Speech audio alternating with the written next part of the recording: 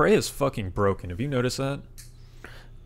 Okay, so do you mean the achievements or In general, like, it is just busted to shit.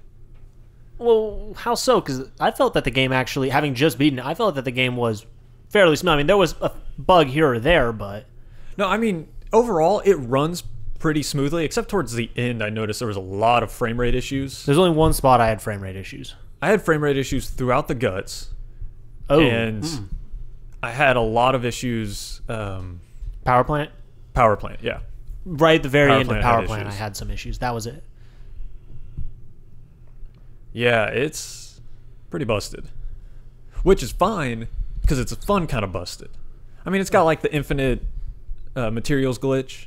Oh, I've not even seen that. You've not seen that? Uh-uh. You haven't read anything about it? Nope. They've actually just patched it with the latest patch. But Well, to be fair, I also wasn't reading very much because I didn't want to spoil any of the game. oh, yeah, this doesn't spoil the game at all. It's just if you have raw material in your inventory, if you put it in the recycler, split it 4 times, or make 4 stacks of each item that you want to duplicate, or of each mineral you want to duplicate, then put it through the recycler, it'll double Oh, your materials. that's useful. Weird glitch. I absolutely used it just to get through that guide.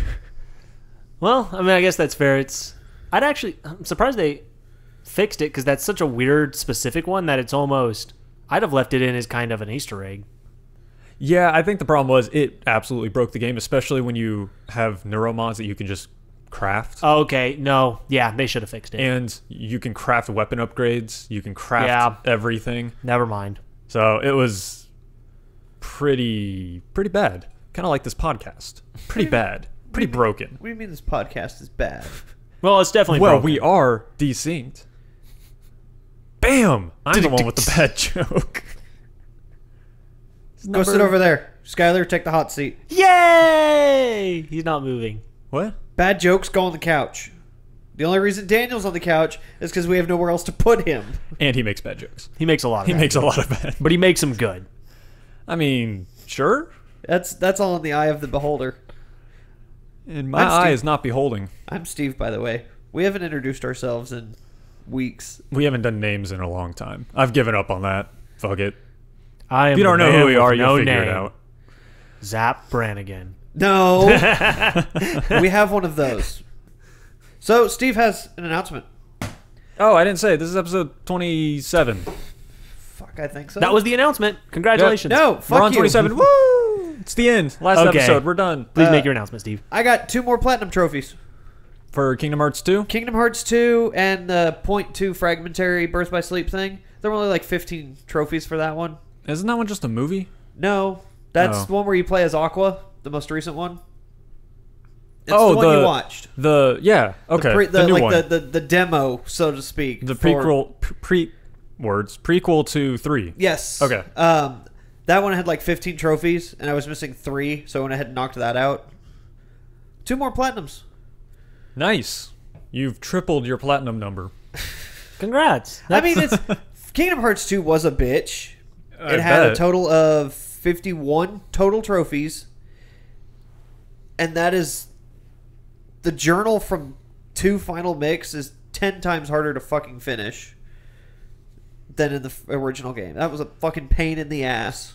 Did it have one of those speedrunning achievements like the first one? No, it did not. Okay. But there Man, was, I like those. I actually do. But there were achievements for beating. Basically, you had the bosses that you had to fight throughout the game, and then at the very end, you could go fight them all again, but at double strength and like tripled health. Okay, so So like it's a a boss challenge run. mode. Yeah, kind of and thing. then but like the lower their health got, the stronger and faster they got.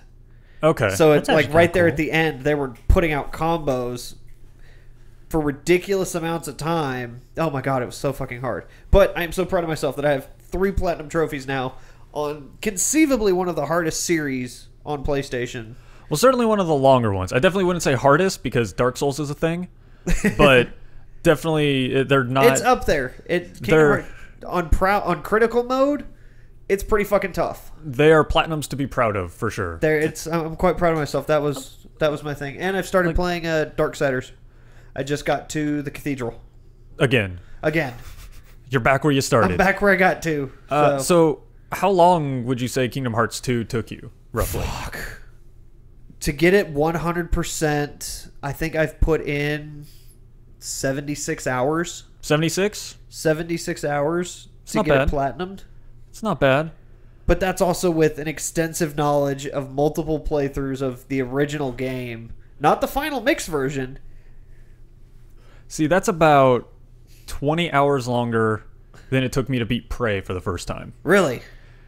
My first playthrough of Prey was about 51 hours and Jesus. some odd minutes. I think it was like 8 or 9 minutes. And that was getting...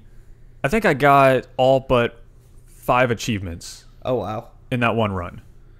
So I You did can- pretty much everything in one go. You can stack a lot of achievements in Prey in a single run, especially because this is the one bug I found.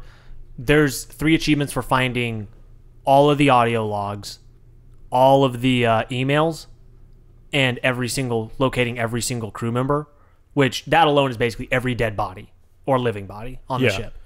Though each one is bugged because there's certain duplicates. So it's possible to, and this one I only know because of the counter in the stats page.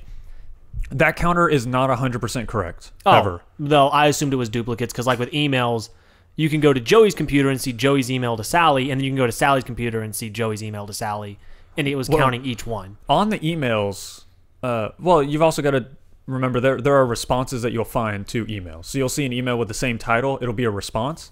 That's But true. for the emails, they let you know. So you've got that big number on emails. It's like this computer has 6 emails. And then it's got a little smaller number in parentheses. That's how many new emails that you haven't yet found.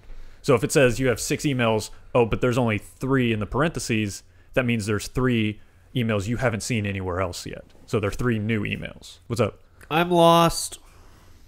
The transcribes just- are your And I'm audio sure logs. most of the audience is lost by this conversation, too. It's collectible stuff. It's what I've been working on for 60, 70 hours now. Sure. It's So- stuff we love. Well, It's what I do. off that, I mean, I will say it's a game about choice. This is probably hands down the best example of storytelling in a video game and the kind of storytelling you can only get in a video game. I'd point to Prey as maybe my biggest argument for games as an art form.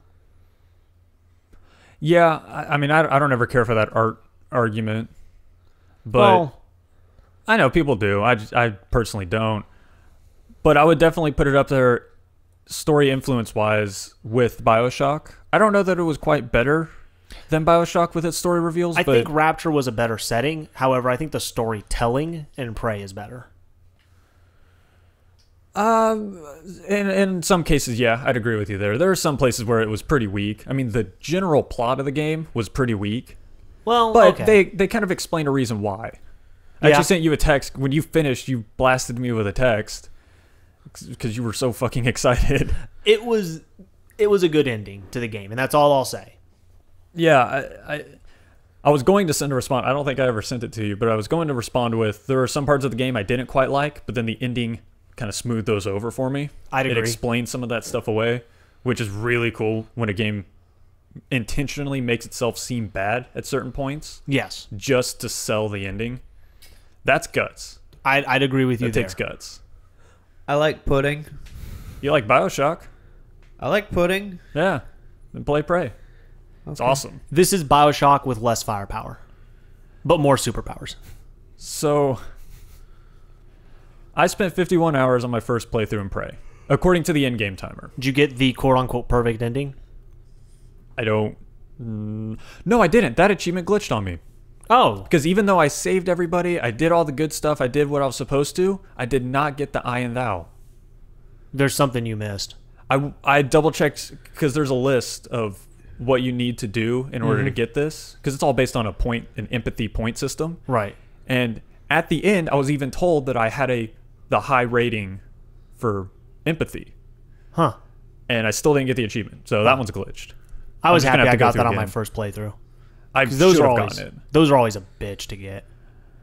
So my first playthrough was 51 hours. My second playthrough was an hour and 20 minutes, What? start to finish. My third playthrough was 28 minutes. What? Yeah. So this game is broken as shit, and Well- it's amazing. I will say, technically, and actually, I don't know if this is true, but there's something that's said at the end that makes me think it's a possibility. Because, one spoiler alert, they do change dialogue throughout the game based on your decisions. Yeah. I think it's possible to play that game without killing any enemy. Yeah, I've done it. You can run past a lot of stuff and avoid a lot of fights. I've done it. What's up?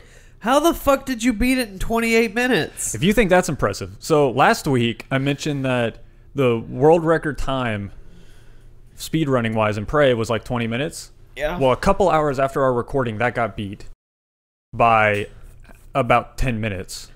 I can see how, now that I know how the game ends, I know how you can get to that ending. Because technically, there's only a few parts of the game where you're actually gated.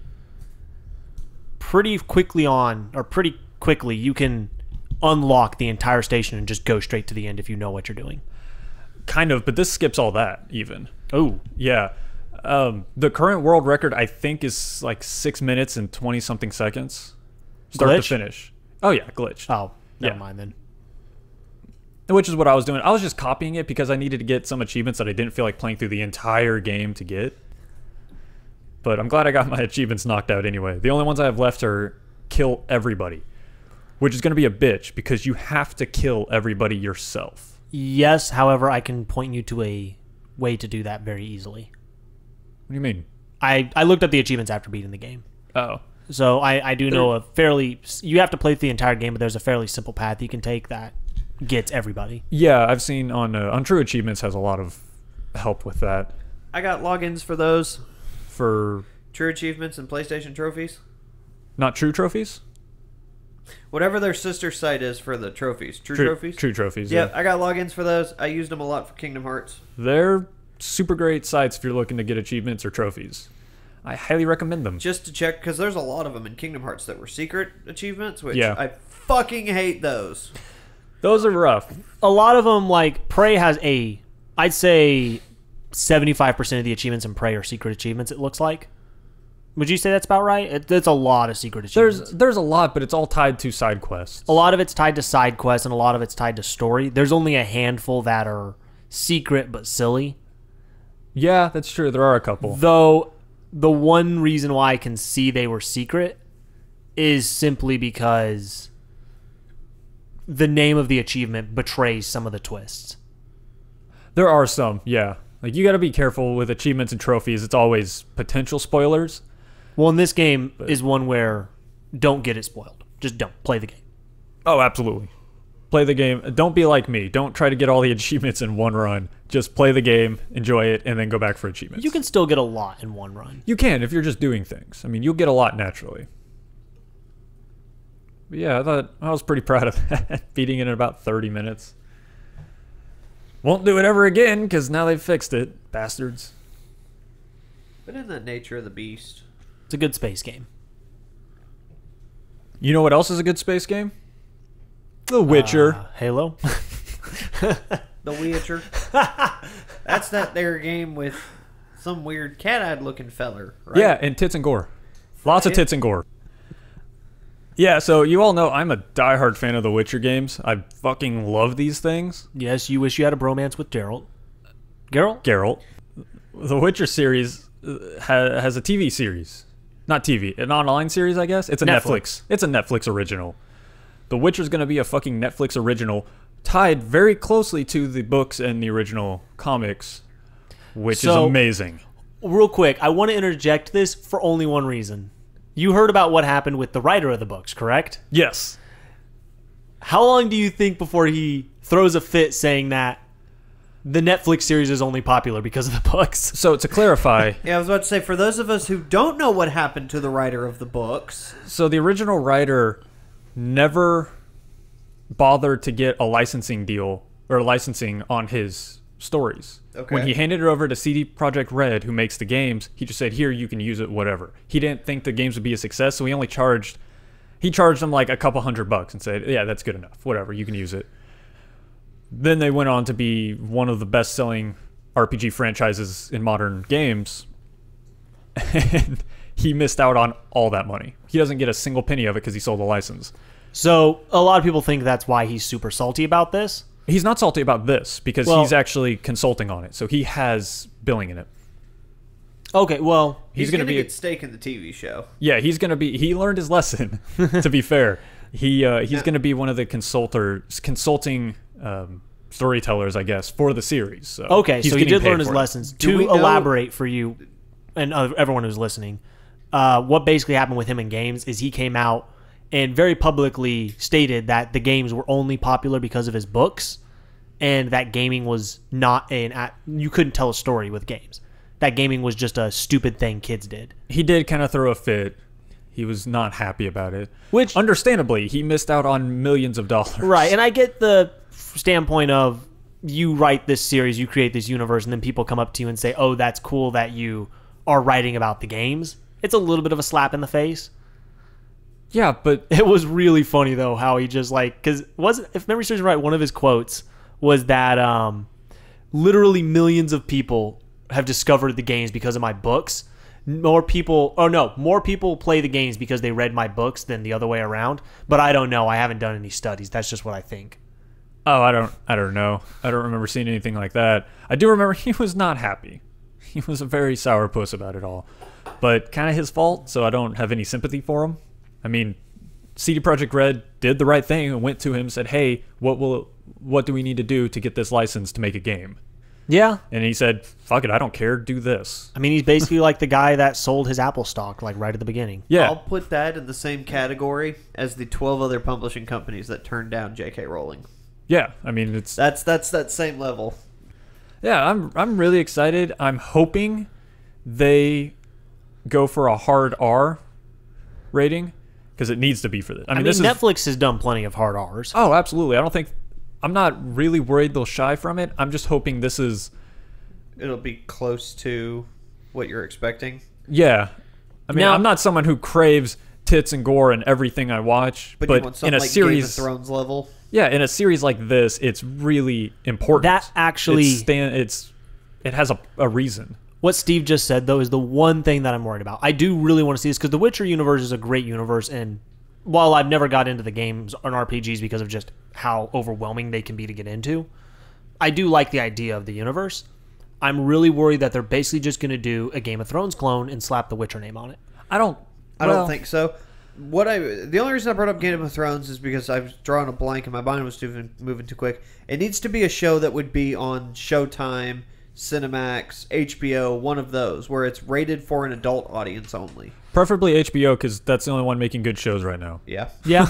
Well, I mean, I'd want it to be on the quality of like Jessica Jones It or needs to be Netflix quality, but it needs to be like HBO styled. See, I'm worried that they're going to focus too much on like a Game of Thrones style story because Game of Thrones is the popular D&D style TV series. I think it'll be easy for people to draw those comparisons. I'm not terribly worried. Netflix is surprisingly one of the best publishing houses out there. It is, but no one has made a good video game movie yet or a series, TV series. True, but this also isn't necessarily a video game series. It's based on a book. And I believe the Resident Evil series was fantastic. So no one has So- made a very good series based on a video game yet. Really? Resident Evil was your go-to? I mean, I would have given Prince of Persia a pass. All right, you know what? Here, I'll give you Prince this. of Persia, I'd say, is probably the closest. Halo Forward Unto Dawn and Nightfall. Nightfall, no. Forward Unto Dawn did not show enough, but was a great move in the right direction. Yeah, Nightfall sucked. Nightfall was pretty bad. Forward Unto Dawn I did like. I wish it was a full series length. That's the That thing. would Is have been Forward cool. Unto Dawn felt It like was good, though. the introduction to a good series, and nothing more. If only it wasn't just promotional work. If they had just said, yeah, you know what, this works. People like it. Let's just actually make a series out of that. Yeah. Perfect. I mean, it'd be following the current Halo story, which fuck that. But Nah, give me it'd be, you know. give me 3 seasons of how Lasky went from cadet to captain. I might could run with it if Netflix publishes it. Hold on, I gotta plug my phone in.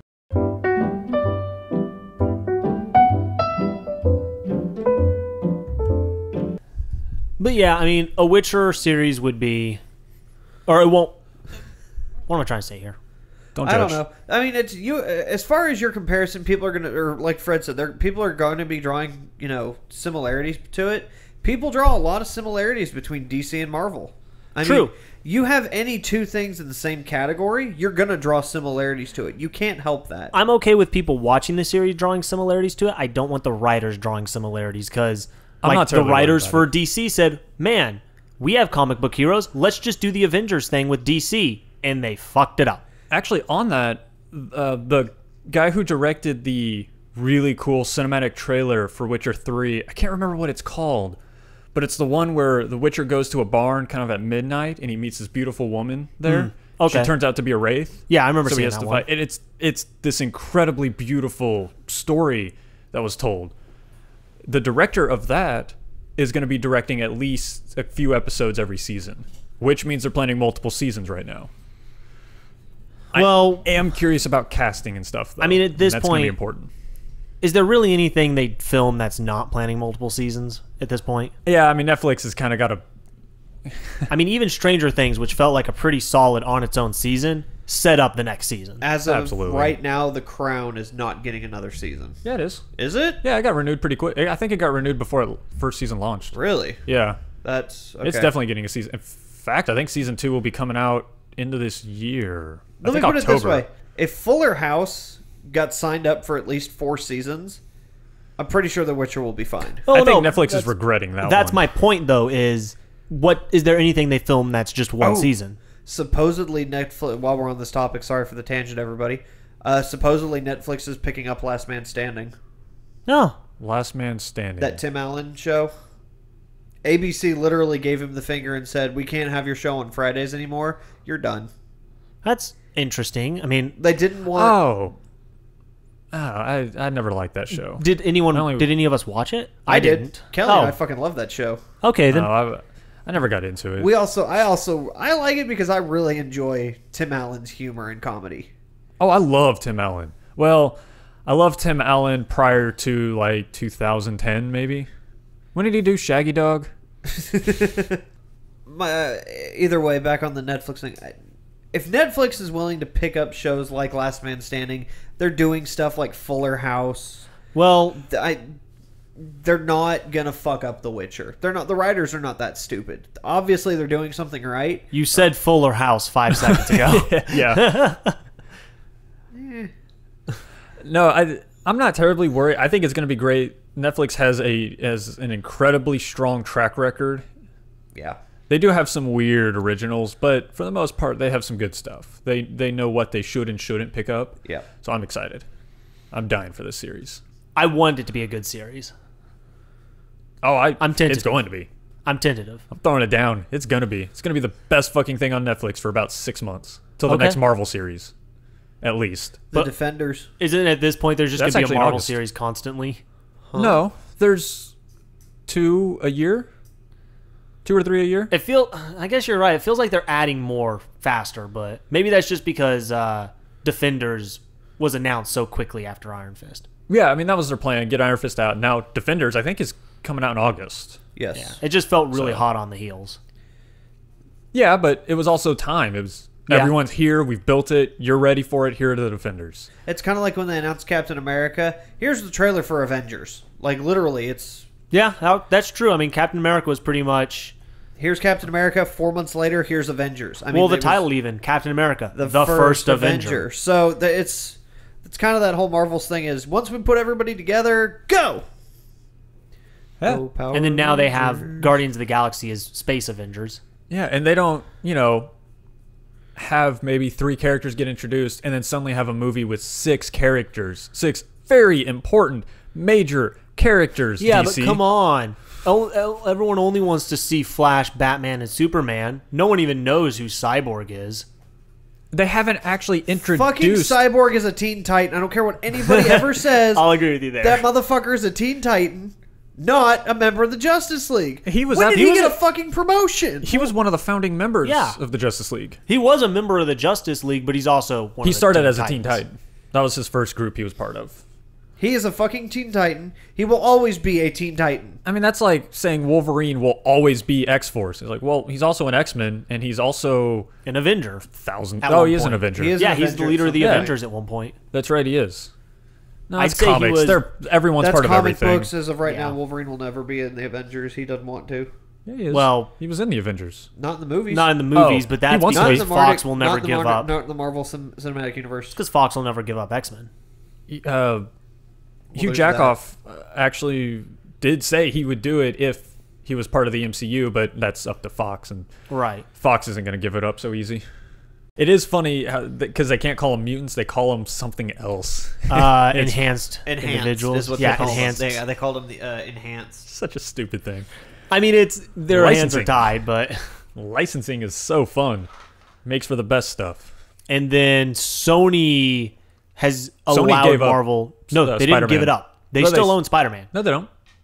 They still own Spider-Man. They No, sold they it don't. to Marvel. They sold. When it did they to- sell yeah, it? They sold. That's That's why how they- Tom Holland and they're redoing all of that, and all the Andrew Garfield Spider-Mans are no longer canon. Is because they're redoing it. Oh, And when did they Tom- sell it? Because the Homecoming movie was a deal where they basically said, from my understanding, Sony worked with Marvel and gave them rights to film the movie, and they were going to dual licensing. But Sony still had the right to pull any future sequels to Homecoming. I think it was that way for a while, but I'm Marvel- about 90% Marvel- sure that Marvel ended up buying the rights to Spider-Man back. I hadn't heard that. Marvel does own Spider-Man, and Good Tom on you, Holland Marvel. is now one of my favorite actors of all time. Tom Holland. Yes, the new Spider-Man. I mean, what else have you seen him in? He was on Lip Sync Battle. He was fucking Okay. great on that. He was on the Ellen Show. It's just listening to people interview with him and shit. He's just fucking hysterical. He's great. I'll have to listen to some of those. I'm sorry. I've pratfalled for Chris Pratt. Yes, that's a pun. You're a fangirl. That's funny. Hey, that Hey, guy so is awesome. that means you he's love- one of the greatest things in Hollywood right now. That means you love Passengers, right? What's wrong with Passengers? Oh, Chris Pratt is the best part of that exactly. movie. I can break it down exactly what's wrong. And He's it's the best editing. part of the movie. Oh, it's all editing? Editing is what's wrong with that movie. That is otherwise a really cool film, great idea. Editing is the only issue. Remove the first 30 minutes of the film. Or, better yet, insert that after Jennifer Lawrence wakes up. Like, have it Yeah. be a reveal later on that, oh, I'd agree with Chris you. Pratt's the one who woke her up. It should have been told from the other side. Yeah, it should have been from Jennifer Lawrence's perspective, not Chris Pratt's. However, I don't know their actual name. Or I their still say character Chris names. Pratt is the best part of that movie. Fangirl. No, okay, he what wasn't. movie- Who the fuck? The Robot Butler. He The was Robot fucking Butler awesome. is pretty good. I can't remember who plays him, but it's a surprisingly big actor. Still, in movies and out of movies, there's very few roles that I don't like Chris Pratt in. I Chris can't Pratt name is one off the pretty top awesome. of my head. He's pretty awesome. Was the robot butler named Arthur? I think so. I'm pretty sure. Michael Sheen. Yes, it was Michael Sheen. The Robot Butler was pretty good. Robot Butler was awesome. Anyway, back to Homecoming. Different Homecoming. Destiny Homecoming? Destiny 2 had its big gameplay thing, so let's fucking do it. Okay. That's going to be the rest of this podcast. Should we start the hype train? I would say, weirdly enough, Destiny is probably, even though it doesn't feel like it, I'd say Destiny is probably the greatest, like the biggest hub of social activity surrounding one game right now. But the community for Destiny is one of the closest on the internet right now. I mean, WoW has the bad backing of hostile raid groups. I'm not saying Destiny doesn't have those. I was going to say, did you mean to say Destiny there? Destiny has the hostile raid groups, but more of the community is more welcoming and understanding than some of the other games out there. Well, I mean, any group activities, or let me rephrase that, any co-op activity is going to have a serious amount of saltiness between people who don't know each other well enough, or even people who do, because we all know it's frustrating when your other guy fucks everything up for you, even though you did perfectly well. It's why people don't like playing with their younger siblings half the time, because yeah, it's fun until you're on your last life and your little brother still can't make the goddamn jump over the fucking Bowser fire. The one little lady up there talked about that, actually. One of the big points they made is Destiny 2, they're focusing on putting people in those groups that they want to play with. Because they flat out said, like, we understand there are some shitty people out there. Yeah, there are some shitty groups. You don't want to get stuck with them. That's Here, we've made a way to, make that easier for you. It's a really good way of doing a LFG system where, I mean, as we see now, generally most LFG groups are a group looking for additional players. Very rarely do you get players looking for group. So to clarify, they're adding clans in-game, so you can manage your clan through Destiny 2 instead of having to go to Bungie.net and do everything outside of that. And they've got, what do they call it, guided groups or something? Guided games. Guided games. Where individuals can say, hey, I want to do this raid with somebody. And clans can invite that solo person in and say, hey, do you want to run with us? Here's a description of us so you have an idea of who we're like.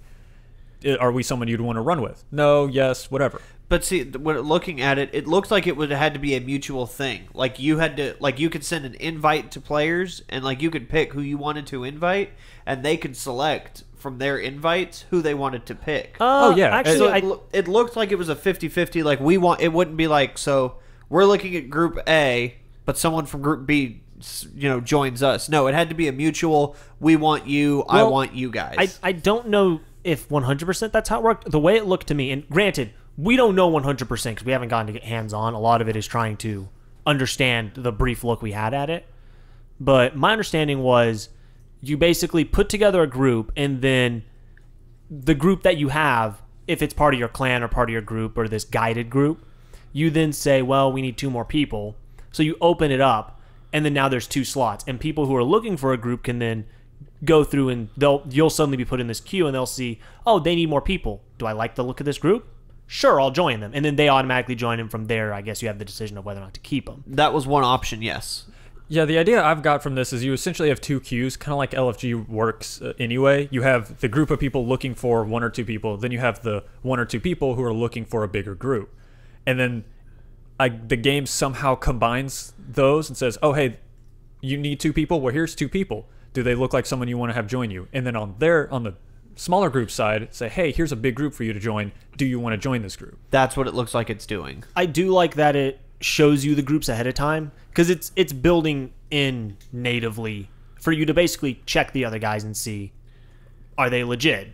Are they actually the light levels they say they are? Yeah. Or this, which... Well, they didn't clarify how in-depth you get to look at the other people that you're joining. That's fair. I think that's a great idea, though. They should let you see the individual people in the group and say, oh, I kind of have an idea of what these people play like. Right. I mean, I know that was always a personal pet peeve of mine, is a lot of year 1 and year 2, I was in that LFG of, oh, my raid team's done for the night. Well, I kind of want to finish. Let me see if I can just find a group. Yeah. And I can't tell you how many times it was, you have to be, I forget what the max light at the exact time was, but it's like you have to be light level 260 or plus. It's like you have to be above light level 260. And then you get in the group, and you're the only person above light level 260. It's like, I thought there was like a minimum requirement. Well, we don't want someone who sucks. It's yeah. Like, well, you guys don't even meet your own requirement. I mean, I joined your group, so I'll give it a few runs, but that was like the really shallow stuff that felt like you were in those caustic groups. And for a group like us, I mean, we have a very small clan. We maybe have at most 7 members, not counting my PlayStation account.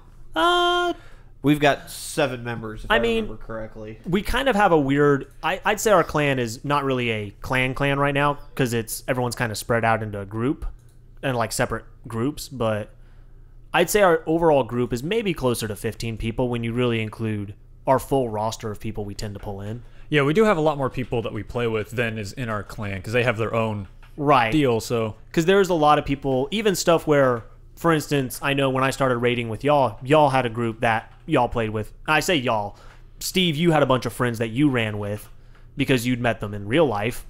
And I had a bunch of people who I'd met who I'd never met in real life, but I'd raided with for years. And we kind of merged those 2 groups.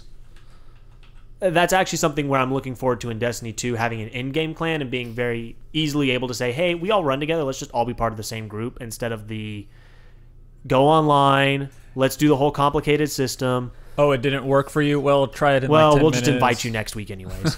Yeah.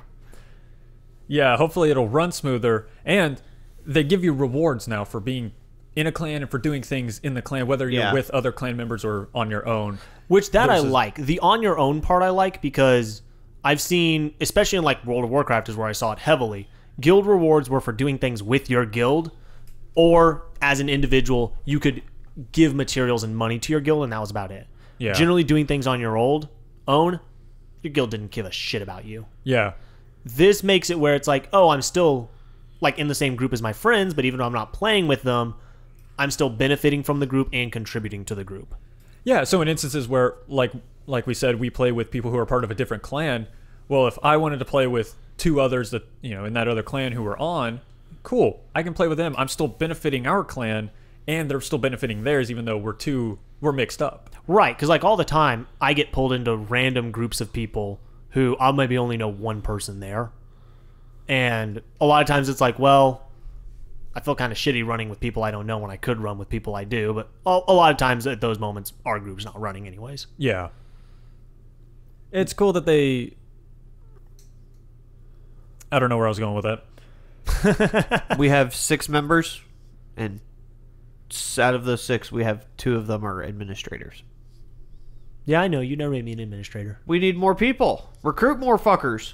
Can you only have 2 administrators? No, I can have as many administrators as I want. Well, then why can't I be an administrator? Because I can you need add to bring more people. You bring in more people. Trust me, I'm working on getting more people. Okay, we're not going to say their names, but long neck mammal, very powerful weapon. Yeah, that's true. Captain America cat. Didn't the one guy already join? No, because it was complicated. Well, on the new shit, get him to join, because I'm going to try and convince some of the people from the other clan, jump ship, come play with us. Well, that's the thing, is it's so complicated now, and because it doesn't really do anything for you, there's no reason to. Sure. Yeah, now it's like, oh, we're going to be playing, and we can get rewards. Like, oh, right, they're clearly much better and play a lot more than my current clan, so I'm gonna hop on over there. It looked like there were special shaders for clans. Well, they did say you get custom banners. Hey, I'm just saying, I'm abusing my power, but I earned that damn flag design. Unless someone else takes over as Sherpa for the group. Just saying. If anyone wants to try, I welcome it. Speaking of leaders, Zavala's kind of a badass. Fuck yeah, he is. I love that they opened it with a kind of a historic look at the city, from Zavala getting to wherever the fuck they are. Well, yeah, and a historic look at him. Yeah, well, it's his him origin story. It's him in the city. It's him getting there. Him I'd say helping they're the intertwined. foundation. Yeah. It's the whole fallen attack on the city, everything. There's a lot of Zavala love for Destiny 2, which I actually really like. Zavala's a great character they never explored heavily in Destiny 1. Well, I think there's a lot of love to all 3 of the Vanguards, maybe less on Ikora, just because she doesn't... Her character, wouldn't be in the limelight as well as Zavala or Cade. Right. I feel like Ikora is going to be very big to the story, but she's not very big to the beginning of the story. Yeah, I think once they get into the DLC with Osiris and Rasputin... Oh, definitely. I think she's going to be big even in the story when you get into it, but I think at launch, it really is... Like we were saying, the story of Zavala is the story of the city. Those two are the same story. So the city getting destroyed is basically Zavala getting destroyed as well. Yeah. Well, they did mention that Ikora would be on one of the new planets, and she would kind of be the big factor of that planet. Which looks like they're kind of separating... Once you get off Earth, the 3 main planets are the story of the 3 main Vanguard leaders. Yeah, essentially, is kind of how it looks. So I think she's going to end up, just as part of the whole story, a big deal. But they did say after the fall of the tower, she just kind of ran off. You want to talk about a badass in that whole cinematic experience. You see Ikora fucking Nova Bomb one of the fucking Cabal ships. That was fucking great.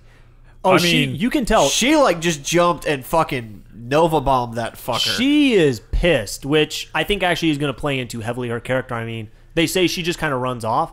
I think that says a ton about her character. She is...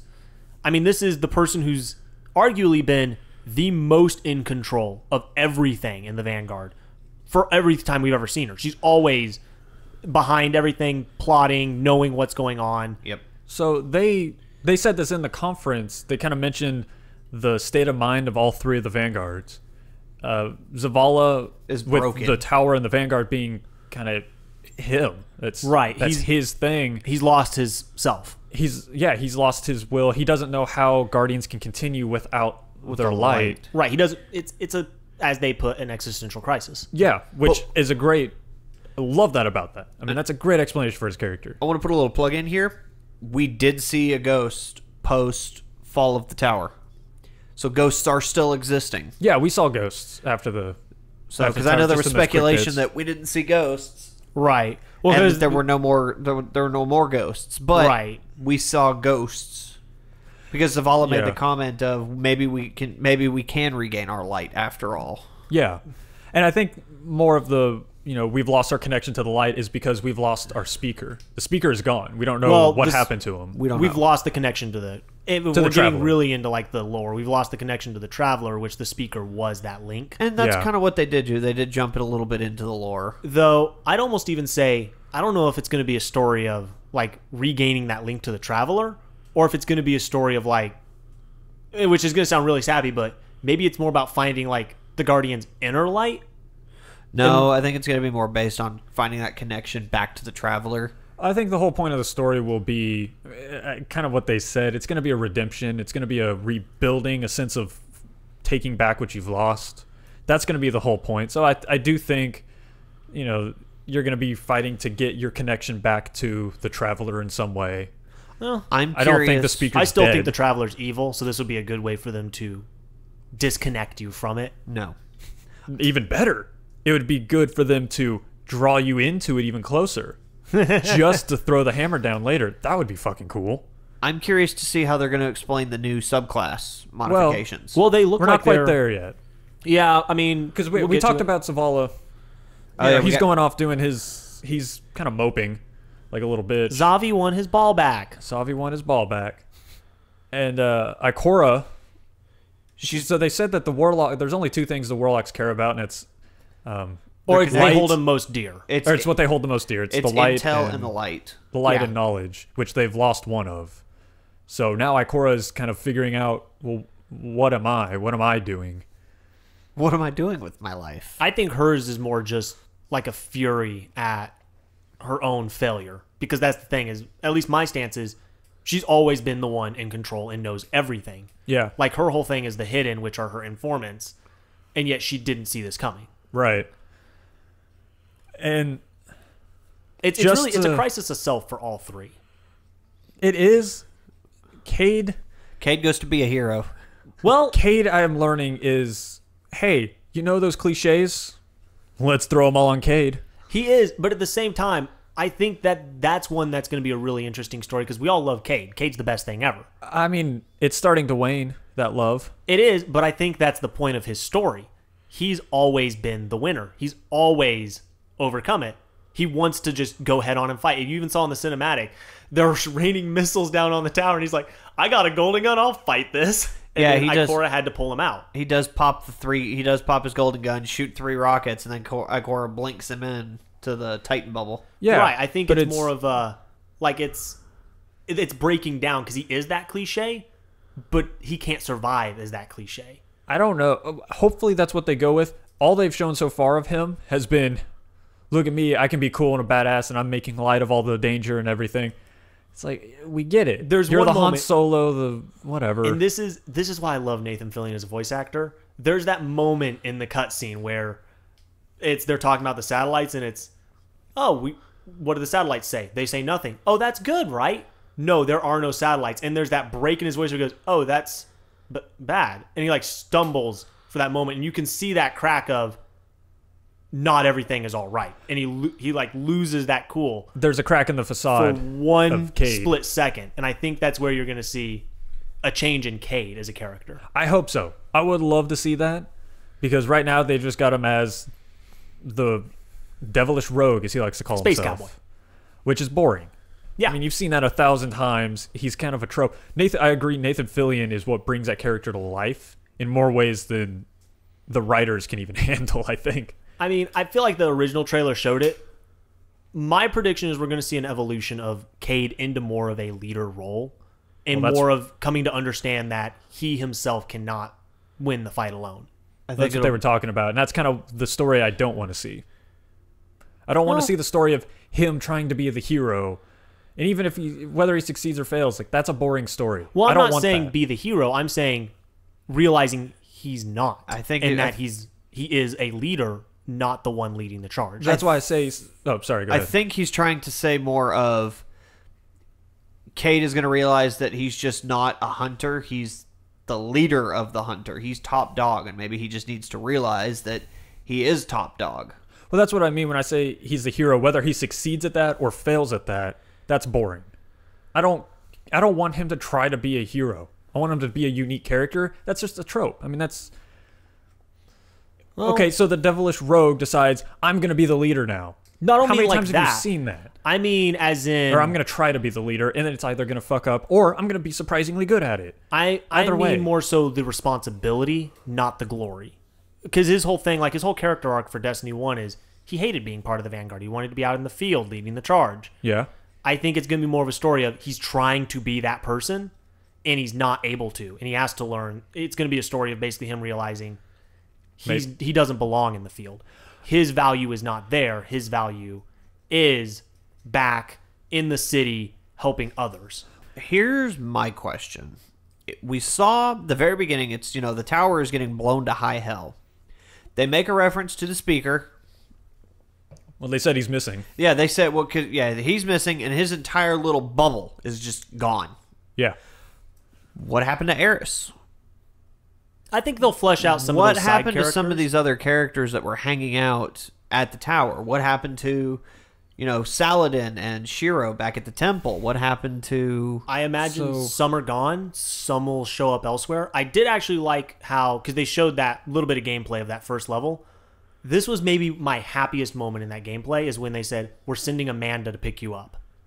That was fucking cool. That I right loved there, that character has been such a side character, yet so instrumental in everything in Destiny 1. I say instrumental. She's such a prevalent side character for not doing anything. Well, you notice in the trailer, the Zavala trailer, I'm going to call it from now on. The child is her. The child is her. Right. Her seeing the first ship flying from the tower. So it seems like there's going to be a huge focus on her this time around. Maybe she's the reason why you get to these different planets. I don't know. Maybe. I mean, she's a very well-loved character, but it's that right there is I'm happy to see them, instead of just taking the flagship 3 or adding in a new person, they took someone who was very near and dear to the community's heart. Well, and they have to have a reason why you get out of there because you don't have ships anymore. But she doesn't take you out. According to that story mission, she drops you off on a Cabal ship and leaves. Well, no, I mean how you get away from the tower. At all. That's a good point. It's just, they could have very easily made that drone ship, frame ship. Instead, they made it a meaningful character. I'm just curious about all these other characters that we've met across the way.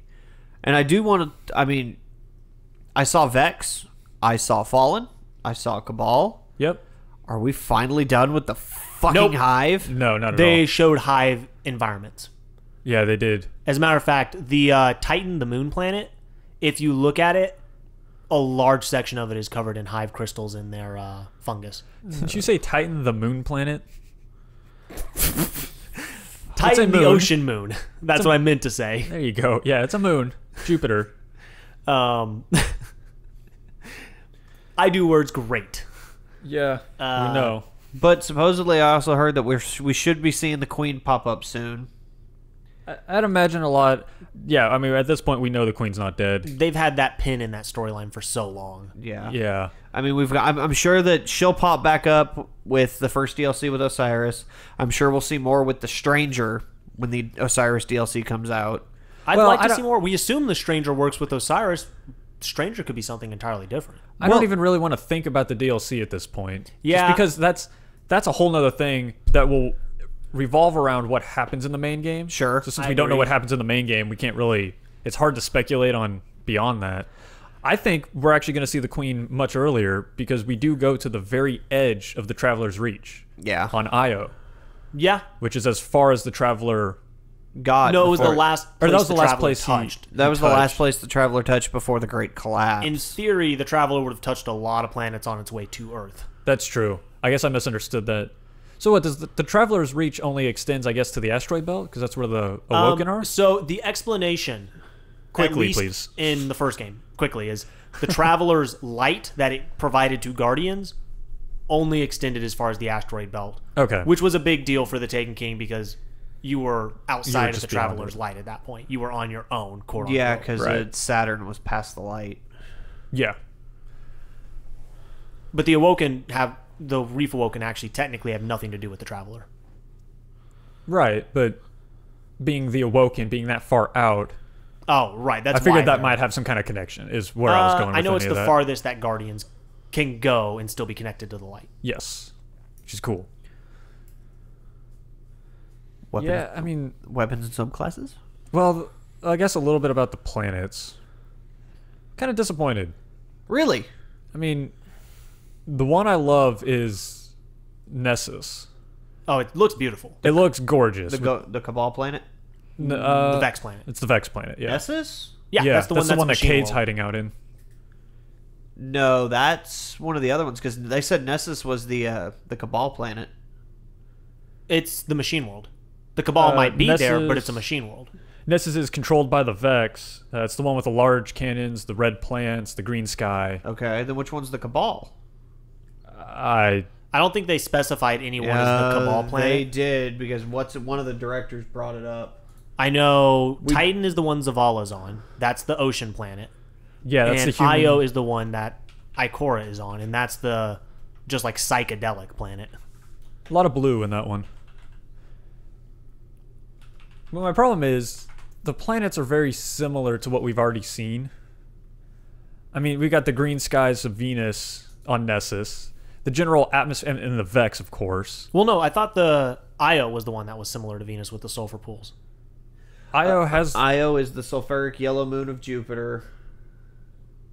Nessus is the Vex. So which one was which one belonged to the Cabal? Earth. I mean, they pretty yeah. I handily don't think took there the was city. one that belonged to the Cabal. No, I'll go back and watch the thing again because I want to. But I could have sworn they made a mention of. I mean, I imagine the Cabal will be everywhere, given that they're invading our solar system heavily. So yeah, I like the look of Nessus because I like that green to red and white on the plants. I like that color combination. Titan's kind of boring just because it's a giant open ocean. Which I disagree. means I like there's- the idea of it. Well, there's room for really cool level design, but the planet itself is kind of boring to me. Well, that's what Titan is, though. I mean, it's an ocean planet. And actually, this is where I methane. think we're going to see something cool. The Hive, according to the lore, started out as aquatic life beings before they became the Hive. We could go below the waves for parts of it. And then you could get some really cool environments. That could be cool if they go that direction. It's not water though. Well, yeah, methane. it's technically methane, but Yeah, I believe the Hive were a methane life form. I'd have to get into the Book of Sorrows at that point, and that's way down the rabbit hole. yeah, I don't know for sure. There's definitely, we did see little glimpses of Hive, like you said, Hive crystals on Titan. I don't know. It just looked kind of boring to me. It's a boring idea. Mm-hmm. I wish they had gone with something else. I really was just disappointed we didn't see Pluto, which maybe we will. I'm a little disappointed. Here's one thing, and I say that I hope they change this, but I know they won't because I also hoped the same thing on the first Destiny. I'm really sad that it's only Earth in 3 locations again. I don't know that it is necessarily. They didn't say these are the only places you'll visit. They didn't, but it was the only one shown when they showed the director. Right, but It we could also expand. I'm sad that we don't. I mean, it's cool that we're going to new places. I'm sad we don't go back to any old places. I'm thinking we do actually go to some because there are some gameplay bits that look very, very close to the sun. That's true. I'm thinking Mercury Unless- is involved. We could go to Mercury, especially with knowing what the first DLC is. We could go ahead and just go to Mercury to just start dipping our toe in the water. And it could be that the DLCs add more planets. Oh yeah, it probably Well, the most does. definitely will, but just base Destiny 2, I think Fred's right. We'll go to Mercury and maybe possibly bump into some of the actual followers of Osiris and possibly Osiris himself, because maybe he has an idea of how the fuck do we, make our supers, make our powers evolve. Perhaps. How do we develop our talents past what we already know? Well, and that might be some of where, how do you reconnect to a light that you're disconnected from? That's why I say more of an inner light, because Osiris and all those guys basically said, F the Traveler, we're on our own. Yeah. So if they cut themselves off, how do they still have Guardian powers? Well, and kind of getting back to it, you did say you wish they saw some older places. We absolutely saw Fellwinter. Yeah. We did see Fellwinter's We saw peak Very Fellwinter. quickly, but it was in one of the trailers we got to see Fellwinter's peak. Well, not necessarily the peak, but we saw them in a snowy mountain area, very reminiscent of Fellwinter. I think we can assume. I'm here. My guess is that's going to be really your first destination out of the city. Is, well, here's our other refuge, Yeah. kind of your rally point. And then from there leading into probably the most exciting place I can't wait to check out, the Special European Ed? Dead Zone. European Dead Zone. What? Special eds. Special eds? Yeah, the EDZ. Oh. You're being stupid. But they All day did, long. yeah, they did make mention of new characters Which is belonging to some of these new environments. So the EDZ. Well, that was a huge thing. There was this one sniper guy in the EDZ, Yes. which I'm sure Fred is super excited about. You got a sniping buddy. I mean, as long as he doesn't take my kills. I'm actually excited just to see NPCs in the environment, active in the environment. That was maybe my biggest just happy moment, is it's not a hollow world where we're the only things in it. And just like you predicted, I'll give it to you. There's cities now. Yes. I mean, well, that was pretty heavily hinted. The thing I'm more happy with is that it's a fluid world instead of being go to the sky, pick your mission, and go back down. Now you're actually in the world getting to... Well, that's what I was getting to. Is the European Dead Zone has the farm, which is a weird thing to call it, where you're gonna meet a bunch of NPCs, get side quests, play soccer. play soccer. It has mini games. I just want to find them all now. That's all I care about doing. No more going back to orbit to do shit. That was my biggest thing, is it really felt like the game was a skeleton of a game where you really just went to a menu to access the next little rib bones and little bits of meat, Yeah. rather than a living system. Yeah, now they've made it a living system, and they've even added the added fluff. They've added some really interesting things I didn't expect, like the what were they? The lost Oh, the lost sectors? sectors, That which are I'm like actually little really mini excited. dungeons. Yeah, they're just little delves. I like that. That's awesome. That's a cool little way to add in. I mean, they technically already had similar stuff, just without the key. Well, no, they even added the keys, like in Rise of Iron. They had those rooms where you could go in and you do a little fight, and then you get treasure chests. Taken King, I think, is where they brought that in. But yeah, No, I know what you're That's talking where you started it. You're right. Yeah. Yeah. And then in But Rise that of was Iron, more- they had the laser gates. But that was more like, oh, this is the Dreadnought, and look at all the secrets it has. Right. And kinda then there thing. was just the rooms in the Plague Lands. Yeah. But that's a good extension of it that I like. And it's, like they said, it rewards exploring, which is my favorite thing in games. Oh, I'm gonna be in every one of them. I can't wait. I can't wait to drop in to Earth and just start going around. Yeah, just start just ticking going things off my places. new map that I have, because they finally decided we need to know where we are. Hopefully, it's a good map, because the brief glimpse we got of the actual They map looked pretty did not big. look good. They look pretty Anything decent. more A good than size, what we yeah. had, I'll be happy with. I mean, they look roughly like Venus, for instance. One of the maps looks roughly the same size as Venus. Now, granted, Venus makes a big-ass circle with a whole bunch of little pillars going in and out Well, of they it. technically all made a circle. Every map made a big Well, circle. yeah, but I mean, Venus was the most big-ass circle. Okay. I mean, They did say, I think European Dead Zone is, they guessed it's maybe twice the size they of said their it was the largest play largest. space. They said it was the largest one they've done so far. Yeah, maybe twice the size of their last largest one, which is cool. I hope it's not lanes. I mean, the current Destiny Yeah. planets, they feel big and open, but you really can only go down these little roads that they have. It's like go road to road into these bigger areas. I hope it's more open than that. Sure. I really hope so. It looked like it. Well, I don't know. There were some scenes where they showed you going through the trees where very clearly there's a path laid out. There's very clearly a path, but there's also a lot of other areas, like especially when they were showing the European Dead Zone, where it looked very spread out, and that could be just spread out areas. But I did notice, and this was something I found interesting. So you mentioned that sniper. Did you notice where they were? Yeah, that was Widow's Court. Yeah. Yeah. That's an interesting way to bring that in. And then I noticed there was also another scene where they were running through the dead ship from Adrift, or what looked very similar. And that may just be a similar one, because that is supposed to be just a general ship. But again, I do think we're going back to some places we've been before. Yeah, they're not going to come. I mean, it's like they've kind of pointed out, they're not discounting at all the first Destiny. It's still very much relevant and still very much there, and they're not going to forget about it. They're not going to leave it in the dust. I think more so my disappointment in not seeing the old areas is, given like we killed Crota, we effectively destroyed the Hive presence on the moon. We've killed one. We've killed one god. We killed the god that was the whole reason the Hive were still on the moon. We killed one god. Technically, we killed one god and then his dad. Okay. And his sisters. His sisters weren't gods. They're demigods. We killed one god, one super god, and 2 demigods. We've still got more. We've got what? 2 more gods out there. But I'd like to see what the moon looks like now after that collateral. I mean, I imagine killing some gods has some fallout. Wasn't the Death Singer Crota's mom? Oh, the one in the Crota raid? Yes, the Death Singer. I think they allude that that's his mother, that's his mommy. So yeah, we killed the whole family.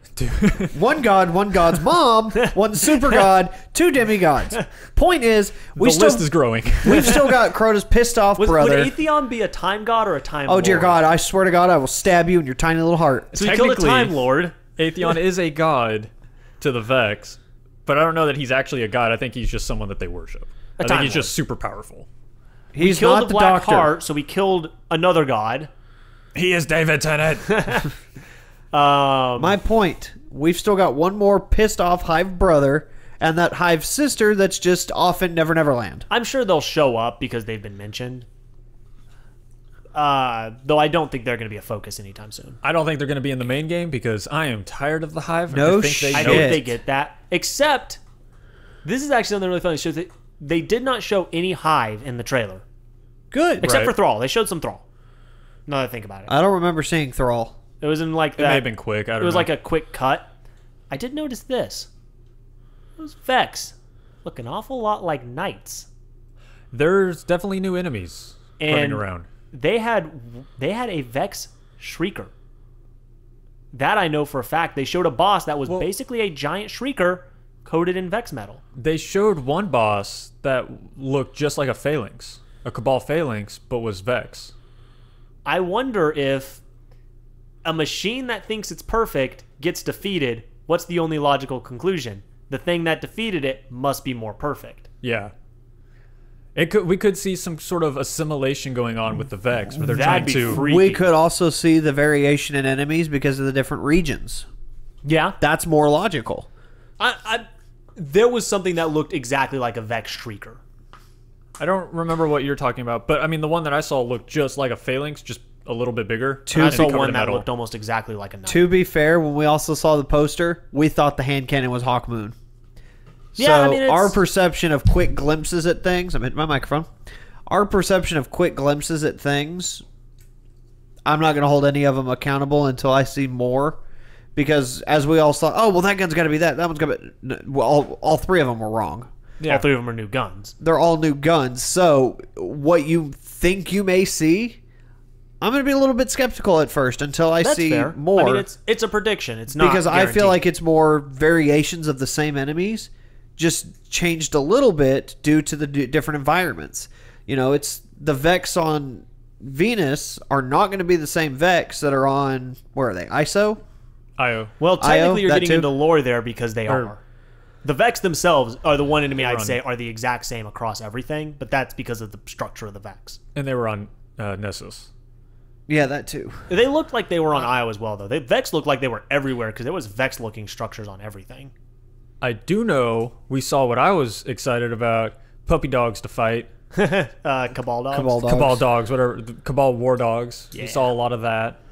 We saw places that looked a lot like Mars as well, which would make sense. They did. Yeah. I'm still swearing up and down that they're going to take us somewhere to... Well, hang on. Before I say this, they did say that we get 3 new planets. They didn't say anything about not taking us back to old places. That's true. Right. That's kind of the point I was making earlier. My understanding is just when they showed the director, it only showed the new planets. And they never said it was 3 worlds. They didn't. All right.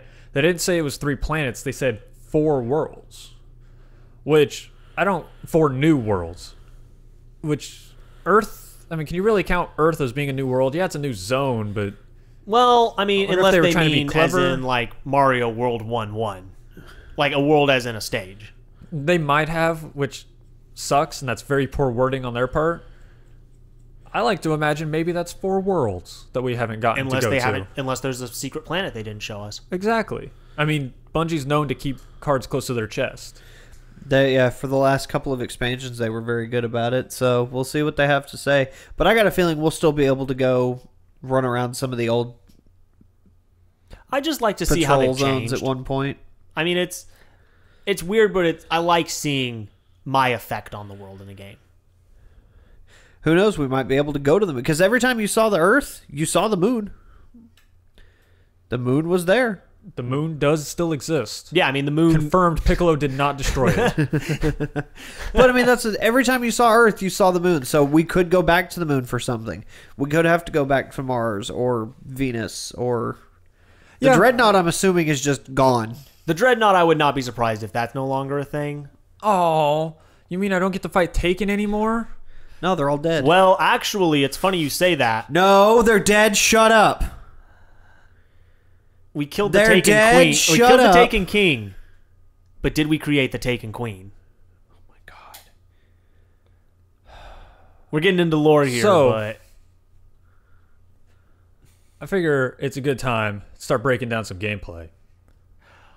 Holy cow, there was so much they just didn't cover that they showed. There's a lot that just happened. You're like, holy, what the fuck? Say something. I want to point And they something never out did. because this was the first thing that I noticed. So the very first little bit of gameplay they showed when you're at the tower.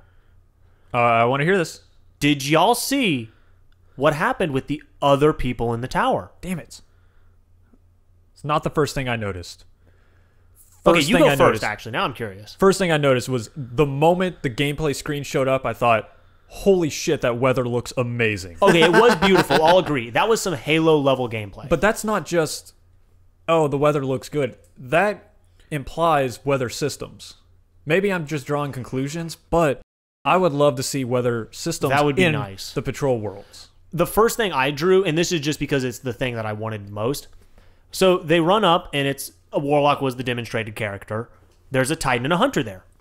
That's because you didn't actually want to see the Warlock. You just knew it was there. You know what? No, I Fuck like that you. they focused on the Warlock. I really do. Warlocks do not get enough love, and the Dawn's sword is freaking awesome. You say they showed the Warlock. You didn't really get to see much of the Warlock. You got to see its guns and You got to see its gameplay. every now and then.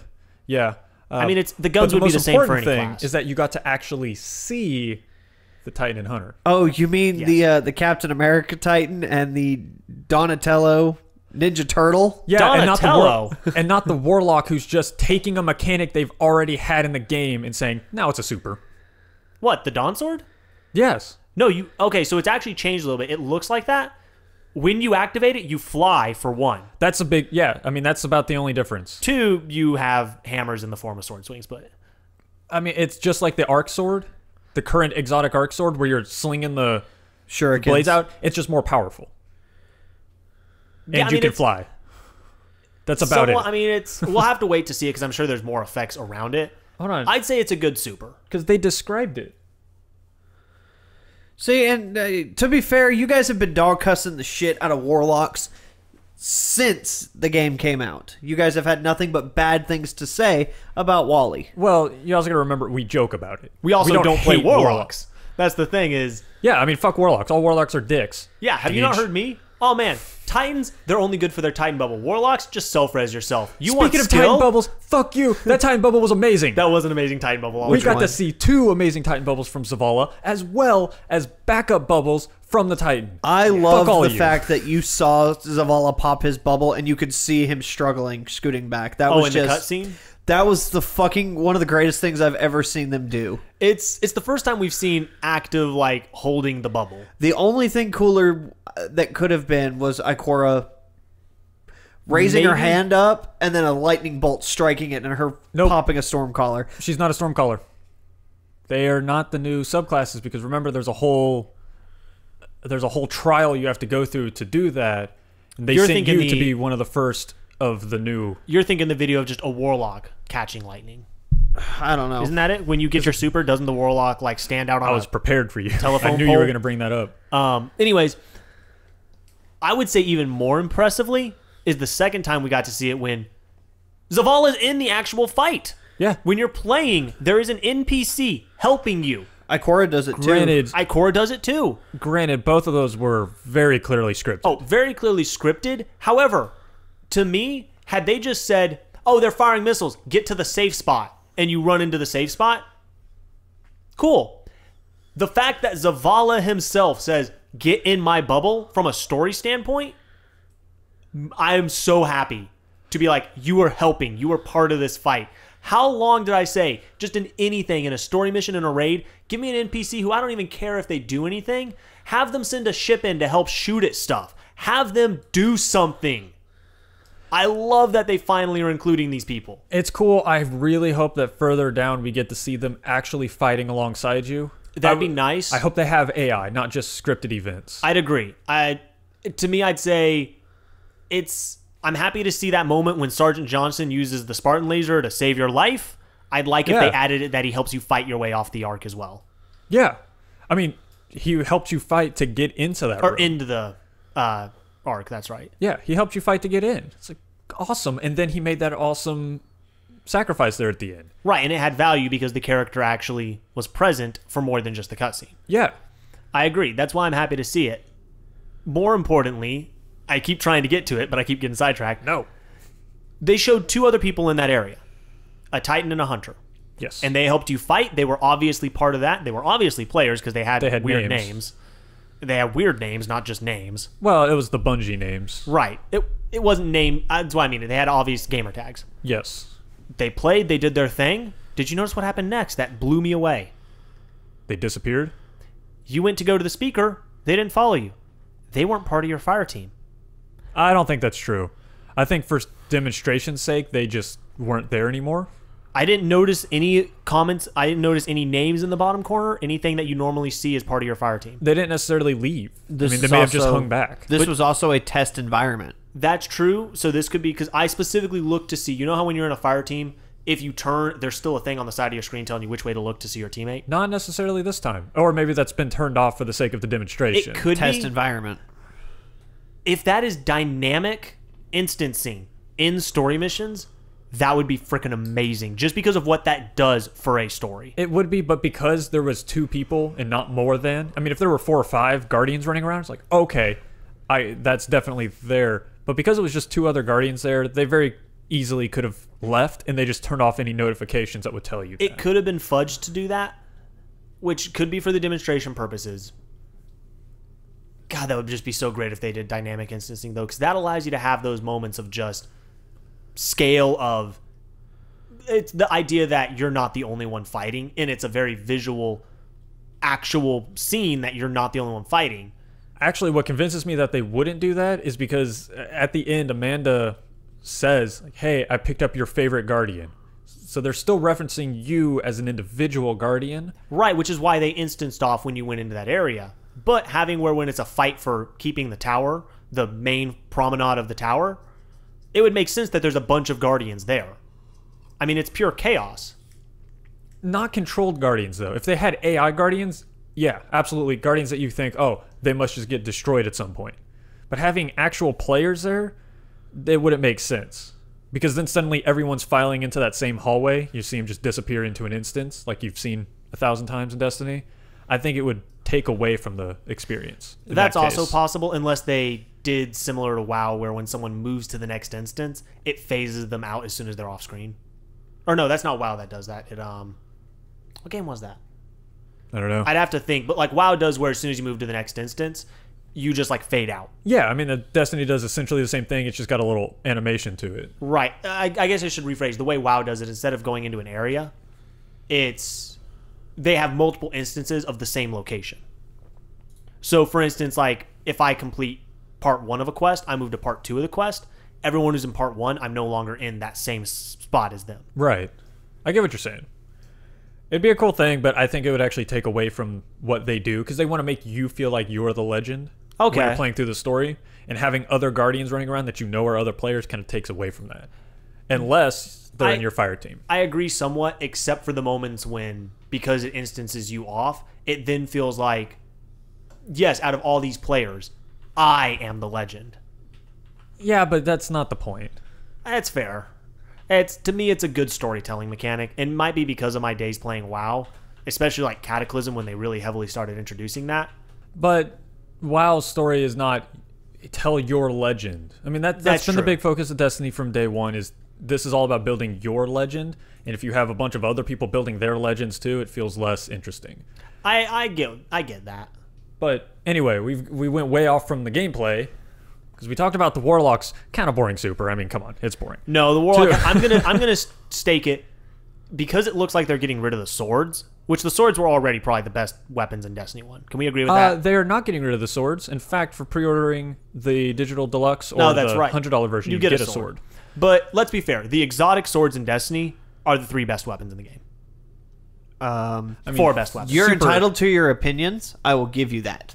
They're probably the most powerful. Yalahorn? I love Yalahorn. I love me some Yalahorn. I love me some Sleeper Stimulant. I mean, in pretty much every raid, we use the swords. Yeah, I mean, they're the most powerful. Not the best, just the most powerful. I wouldn't say most powerful. They're the most universal. Well, they do the most damage. They're the most useful. Almost universally. I guess there are instances where the sword does less because of the Certain mechanic of the mechanics. fight, but generally, if a rocket does so much, the sword will do so much more. That's why swords are so popular in raids now. Right. So and if they take away the exotic aspect of the swords that made them so insanely useful and make that parts of supers, I like that. I think it's kind of a waste of a potential super. Well, we also don't know the full, Extent of all the supers because we just saw one of each. and we only Actually, saw we one saw more aspect than of one. each. We did see more than one. But we Not- only not saw per- one aspect of the not 3 per that they- character. That's the thing. We saw Warlocks only got Solar, Titans only had Void, and Nope. They Hunters only demonstrated one of each. I should say they focused on one for each. In a lot of cuts, they actually showed other supers. They showed, a Titan almost striker slam like thing. It's very clearly an arc where he does a slam, but then is able to keep running. And it looks like if, just from the quick cut, it looks like as he barrels through any enemy, then they get electrocuted and Now, killed. this was something that I wanted to point out, because this is another thing I noticed. I think they showed other subclasses. I don't know if they showed the supers for those subclasses, even though they showed what is obviously super-like abilities. I think, well, if now you there's- noticed, on the bottom where they show your super bar, your There's- grenade, and your melee, there's one there's more. a third icon. I'll get into that real quick, but we did actually see, and they were very clearly supers, because you notice that third icon didn't have any kind of element attached to it. For Unless it's all an that we ability. saw.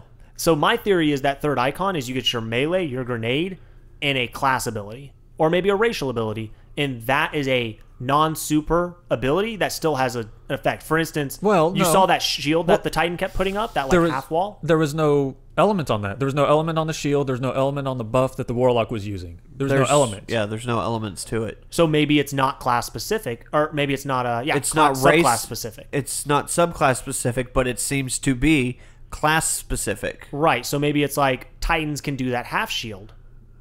Deployable And that's an ability. It's deployable. That cover. wouldn't be a good super. Oh, I can put up half a shield that covers my knees. Right. But it'd be a great ability to just be able to. You're pop a missing shield. the point behind it, though. They used it to duck behind. Well, Right. the point I'm going for is that they didn't have elements. Very clearly. I mean, they were white. They very Right. clearly didn't show any element. But the other supers that we saw did show elements. Oh, I see Such what as- you're saying. I mean, the striker thing, the Titan was very clearly covered in lightning. Okay, well, The Warlock okay. showed something very similar to a Nova Bomb. Maybe they was have elemental ones. Very clearly a Void Nova Bomb. well. It just looked a little, and it wasn't Ikora. It was a different Warlock. It was gameplay from an. I'm from a Warlock. expecting. Well, actually, I'm expecting the original supers to come back evolved because that's what these new supers look like. Especially given that it's a Void shield instead of a Titan bubble. You now have a shield on your arm that's an evolution of the Titan shield. Yeah, You fly and you have flaming wings as a Warlock. That's obviously an evolution of Phoenix. And let's be honest, the bow staff, while very cool, It was absolutely a blade dance. Is In the fact, blade dancer. absolutely with maybe a few new little pits to it. You're fucking fact, Donatello now. I'm I- sorry, but Skyler, you're Donatello. You, Fred, unfortunately, are Captain America. Or I mean, you Athena. say Take your pick. unfortunately. I fucking love that. There are way cooler people using bow staves than Donatello. That's true. You're a fucking But- Teenage Mutant Ninja Turtle. Who is cooler using a bow staff? No. Bruce Lee. The Cabal attacking us are the Teenage Mutant Ninja Turtles. So They're the Space Turtles. we also saw that the hunters still have throwing knives, Yes. Yeah, they do. which hints at a Golden Gun-esque super of some kind. I'm imagining all three are going to come back evolved. I'm hoping that we get at least one of the original supers per character That'd be nice. with obvious changes. I mean, I think it might be the three that they put in, the three most recent ones: Sunbreaker, Voidbow, and Stormcaller. I hope not. They're the three newest, so they might make slight changes to them, but they're the three newest that don't need that much evolution to them. I hope because not. they're also recently discovered. If we're looking at the grand scheme of things, they're recently discovered. well, they're not discovered; they're rediscovered. Rediscovered. They were an ancient thing that got lost over time. Sadly, story-wise, it would make sense for us to still have those because we went through the whole trial to learn them, unless they somehow explain that. Well, I guess they're well, explaining if you lose Gaul your takes, light, I mean, you basically lose everything. Gaul takes your power. They did Right. say that. Gameplay-wise, I don't want it to be those three because those are the three most broken That's the subclasses thing is- by far. Those three subclasses are the ones we complain about the most. But it's the most logical. You can't argue with my logic. no, I agree with you. It is the most logical. Because we went through the trials to earn those powers. But we also lose our powers. From a gameplay standpoint, I hope it's not them, but I agree with you from a development standpoint, those are the most recent and easiest to keep. Well, they're the most recent, absolutely. I think having the classic three that we knew from year one. I'd rather see makes Golden sense, Gun, just- Nova Bomb, and Striker. which it looks like, just from what we're able to extrapolate out of those quick cuts. It looks like that's what we've got. Those were the first At three least supers ever changed up. shown. Do what? Those were the first three supers shown, so I would hope so. Yeah. And again, these were probably 2-3 second long clips that we're getting this from. So there's a lot that we're having for to extrapolate. But, interpretation. sorry, I've got a lot of notes. I'm trying to get back to it. Speaking of the abilities, the weapons alone, way different. It's going to take me a while to get used to some of these new weapons. Some of the sniper scopes, just by looking at them from the game, I don't like them. well, they're Well, also we only saw 2 snipers. And I don't like them. Well, they're also not necessarily secondary snipers. That's one thing that they said that I found incredibly just wasn't expecting, and looking back is the smartest thing they could have done. I know, and I wish I could have heard that part, but you were talking during it. Well, then listen now. Listen now. They've So completely. Who am I listening to? Am I listening to Fred or am I listening to Loudmouth? I mean, whoever. Your choice. I'll Dealer's let you pick. talk. I'll listen to Fred, because Loudmouth over here needs to take a break. I'm Yeah. gonna take a breath. Dick. Now hold it. So they've changed it. It's no longer primary, secondary, heavy like it has been. See, that's okay. Now it's kinetic, energy, and power. And your weapon type is not necessarily tied to either one. So it's not like all secondaries are just snipers, fusion rifles, and shotguns. Shotguns. That's And not the sidearms. case. And sidearms, sure. Now you can have a kinetic hand cannon and an energy-based hand cannon. So you can have 2 hand cannons. I did see that they had one of the demos, they were doing assault rifle and then a pulse rifle. Yeah, exactly. That And was that's what exciting. That threw me off because I was like, wait, so are pulse rifles now secondary? But no, it's kinetic, energy, and a power weapon, which is obviously still heavy, and grenade launcher. Well, they actually said Fuck yes. They said there's power snipers and power fusion rifles, so it could be Yeah. now those snipers you saw that you didn't like the scopes. Maybe they're such wonky scopes because instead of being like your traditional get headshot sniper, it's more of a railgun of just hit it or hit nearby. There was one that looked like it was a railgun, just in the design of the gun. Again, probably saw maybe 10 frames of it, but Right, it they just looked flashed like grenade launchers and chain guns and all sorts of fancy things in See, front of us. chain guns are a new thing. I'm worried about that for PvP. I'm not at all. That means Given somebody that can walk they- in there with shoddy snipers and just... I mean, they already do. And That's the thing. Given yeah, that that's they right. said that they're separating PvP out, it sounds like they're actually going to finally do what everyone asked and just say, okay, PvP is calculated differently than PvE. I hope to God that's true. Well, They didn't ever confirm it. They've Given- They kind of hinted that. They though. spent a long time saying something that both intrigues and scares me, which is that their goal with PvP is that it's easy to jump in, but hard to master. Hard to master gets very quickly into learn the meta. Yeah. That's my biggest dislike with Destiny PvP is because of how many options you have that there's only one thing you should do. Well, the meta, I mean, a meta in a competitive game is always going to be there. Right. You can't do anything about it. And I know it's just a phrase, so I shouldn't worry about it too much.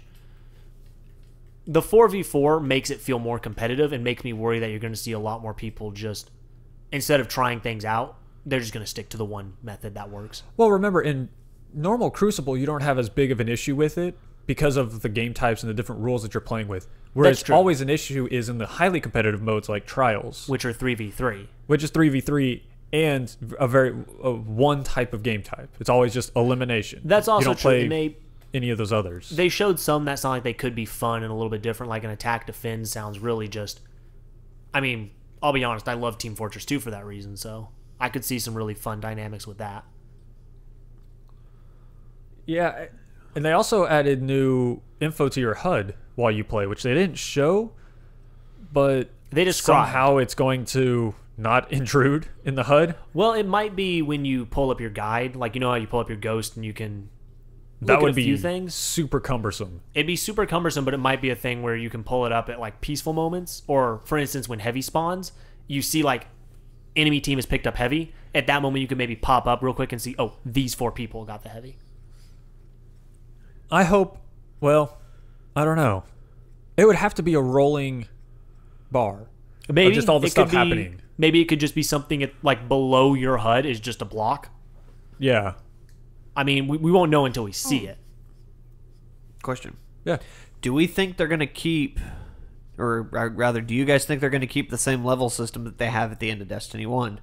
Where you level up to X amount, and then you just have to work on getting your light level more relative to Taken King version of light versus year 1 version of light?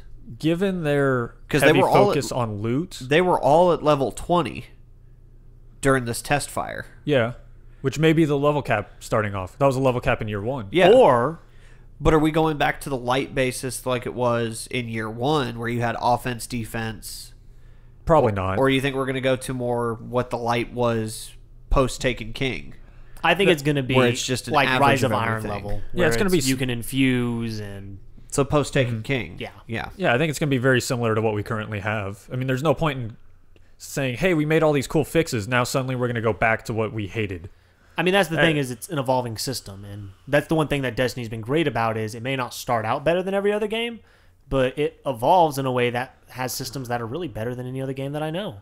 I mean, the guided groups, to be honest, we'll have to see when we start playing with it. It could just be a fancy name for LFG. That's exactly what it is. It's LFG. It looks like it shows a little bit more, though, in a way that I honestly would have wanted with an LFG. It could be a better LFG than what's currently available in other games. Well, I imagine it's better. Just given the necessity of it and the amount of time they've had to work on that. I mean, I like their focus on we want to make it accessible. It's always a weird stat because of how much we do the raids to realize that only half the players ever get to do the raids. My fucking tree's on fire. What? Yeah, it is.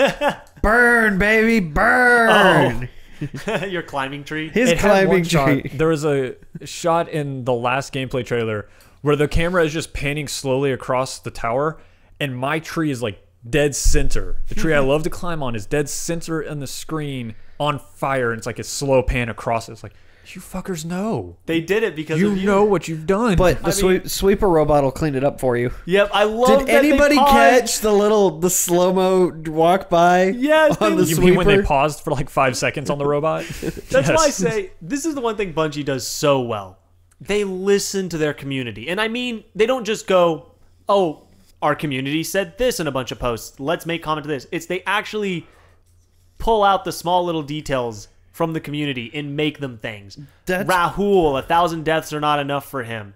That's because Deej and Cosmo are super active in the community. It's not just them. I mean, they're the access point, I'd say, for most of the community to Bungie and vice versa. But Bungie as a whole is just so receptive of their community. I mean, you can even see when they come out and they start talking, the way they speak to people, they use the same terms the gamers use. It's not their terms, it's the community terms. It's why we get a trailer about Gary or Gil or something with a G. Because that's the game, that's the community speaking, not them. And that's what I love about Bungie and the way Destiny's evolved is the things we find funny, the random shit we pull out is the shit that matters to them. That's why in Halloween we find the sweeping robot's broom for him because everyone loves the sweeping robot for no fucking reason. It's because he's adorable. Because he's still sweeping no matter what. It's why they continually updated the antimatter ball with new physics to make it work better. What if they break his broom? Can you imagine that poor little sad robot standing in the village without a broom? So when they first went down that hall, my first thought was, I wonder if that robot's still there. And then you see the robot, but it was still far enough away, and I had the screen kind of smaller. And I thought, I wonder if he still has his broom. Because he's sitting there doing the sweeping motion, but I thought that would be hilarious if he just didn't have a broom. He was just doing the motion. That would be hilarious. It's details like that I just find really nice. Yeah, and you get to go through that door. By the speaker one that everyone wanted to. Everyone had been trying to get behind. And did you notice what the first thing you see on the other side of the door is? Neon sign? A neon sign for a little ramen stand. Yeah. The one they blew up. Yep. It's those details. It's good. It's Bungie has always been great at those details. Back in their Halo days, they were that way as well. I guarantee you that ramen stand was not there before that trailer. Oh, no. Probably not in Destiny 1, although I've never been behind that. Well, I mean, when they were first creating that area, because obviously the area's been being made for a while, development-wise. Yeah. I guarantee you when they first made that area, you go through there, and it was just another area, and then they made the trailer with the ramen stand, everyone loved it, and they went in and out of that stand because of it. I don't think so. I think it was just an area, and then they're like, oh, hey, we're doing this trailer over here with the ramen. All right, yeah, let's add this little touch. Fair enough. I guess we'll never really get to know. I mean... But knowing them, it would not surprise me if it was because of the fan reaction. The only other thing of interest... No, there's a lot more of interest, but the last thing I'm going to bring up is it's running 4K. Which is not a big deal, but just kind of cool. It's cool. It's to be expected. I mean, it looks goddamn gorgeous. Which they said, I think it was running on PS4 Pros. Yeah. It'll run on the Pro, and it'll be on Scorpio, too. Right, and I imagine it'll look just as good on Scorpio. I imagine it'll run at full 4K and do all that on Scorpio. I mean, I'm happy the age we live in. We have some beautiful games. Games be looking good, yo. Shit's on fire, yo. It does. That lighting when they revealed Gorn, obviously scripted. Oh, yeah. But even just that moment of you turning the corner and walking into that room, I was like, holy shit, that lighting is good. Yeah, well, even another beautiful. one that I thought was pretty cool is, and this was a pure cutaway moment, and I know it's wrong. It's weird of me to extrapolate this much out of it. So, we didn't even really brush on them, but you know how they showed the tank? Yeah. The new vehicle. You can ride in fucking tanks. They've got tanks There was in the a open moment patrol. they showed where it was going through either dead of night or a cave, but it was really dark, and everything was only illuminated by the tank's headlights, Oh, yeah. and it was just plowing through Thrall or something like that. Actually, I think that was out in the open. It looked like that may be an open space. It looked with day like night. night, but I've never seen Destiny have that dark of nights. But Maybe that's that new. right there, the contrast with the tank and the dark night and everything.